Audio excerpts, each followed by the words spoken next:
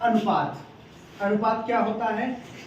अनुपात का मतलब होता है रेशियो, इसको इंग्लिश में बोलते हैं। ठीक है, जब हम दो संख्याओं का जिसका यूनिट सेम रहता है तो उसकी आपस में भाग द्वारा तुलना करते हैं तो उसको क्या कहते हैं? अनुपात कहते हैं।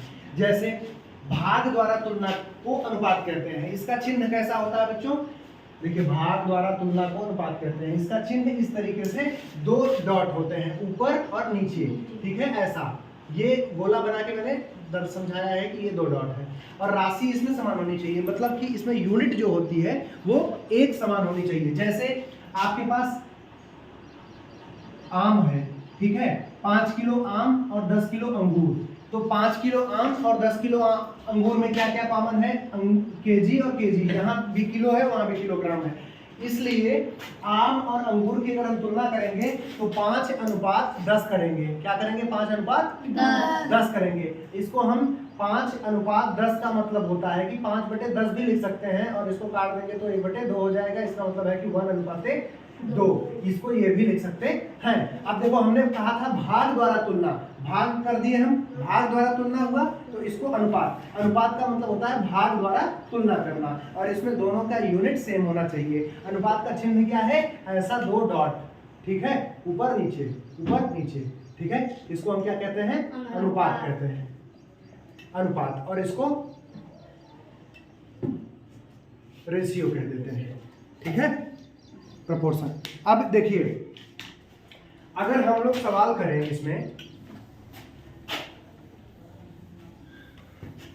3 और 4, कोई संख्या दी हुई है 3 और 4, इसको अनुपात में व्यक्त करना है, तो हमें क्या लिखना होगा? 3:4 लिखना होगा। क्या लिखना होगा? 3:4। अच्छा, ये एक सवाल हो गया, पहला सवाल। दूसरा सवाल मैं कह रहा हूं कि एक कमरा है, ठीक है, उसकी लंबाई क्या है? लंबाई है 8 मीटर, ठीक है, और चौड़ाई उसकी है 300 सेंटीमीटर। ठीक है, अब बताइए कि इन दोनों का क्या रेशियो, क्या अनुपात आएगा? लंबाई और चौड़ाई का अनुपात कैसे आएगा? अब इसके लिए पहले तो हमें इसका यूनिट दोनों का सेम करना होगा। ठीक है, मीटर है, यहाँ सेंटीमीटर है, या तो ये भी सेंटीमीटर में कर लो या तो ये भी मीटर में कर लो। तो अब बताओ, हम पहले मीटर को सेंटीमीटर में कर लेते हैं। तो 1 मीटर बराबर कितना होता है? 1 मीटर बराबर 100 सेंटीमीटर। ठीक है, तो 8 मीटर बराबर कितना हो जाएगा? 8 × 100 बराबर 800 सेंटीमीटर, है कि नहीं? अब इसका मतलब है कि लंबाई कितनी हो गई? 800 सेंटीमीटर, और अनुपात चौड़ाई 300 सेंटीमीटर। अब सेंटीमीटर लिखने की जरूरत नहीं है, तो 8:3 आ गया इसका आंसर। समझ में आई बात?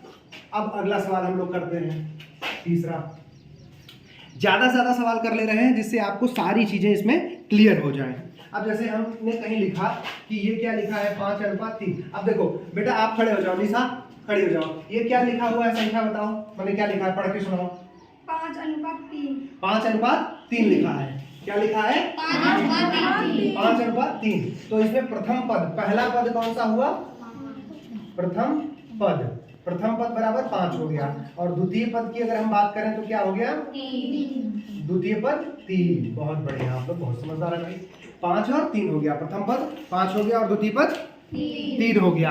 अगर यही हम लोग ये कहें कि यहाँ पे एक चौथा सवाल भी छोटा सा कर लेते हैं। व्युत्क्रम। व्युत्क्रम क्या होता है? व्युत्क्रम का मतलब होता है कि उल्टा कर देना। ठीक है, अगर हम कहें कि 3:5 का व्युत्क्रम ज्ञात करें, ठीक है, अगर सवाल ये है तो इसका मतलब है कि 5:3 का व्युत्क्रम जो होगा, व्युत्क्रम वो होगा 3:5 का 5:3 हो जाएगा। 5 आगे आ जाएगा, पहला पद दूसरा पद हो जाएगा, दूसरा पद पहला हो जाएगा, आगे पीछे हो जाएंगे दोनों। ठीक है, क्यों? क्योंकि देखो, इसको हम क्या करते हैं, ये क्या लिखते हैं? 3:5 है तो 3/5 हो गया, नीचे वाला ऊपर, ऊपर वाला नीचे हो जाएगा, तो ये 5 ऊपर आ जाएगा, 3 नीचे चला जाएगा, तो इसको 5:3 लिख देंगे। ठीक है, ये आंसर हो गया हमारा। इतनी बात समझ में आई? कोई डाउट? एक भी कोई किसी के मन में सिंगल डाउट हो तो आप लोग सवाल पूछ सकते हैं। इसके बाद हम लोग एक्सरसाइज वाले सवाल करेंगे। ठीक है।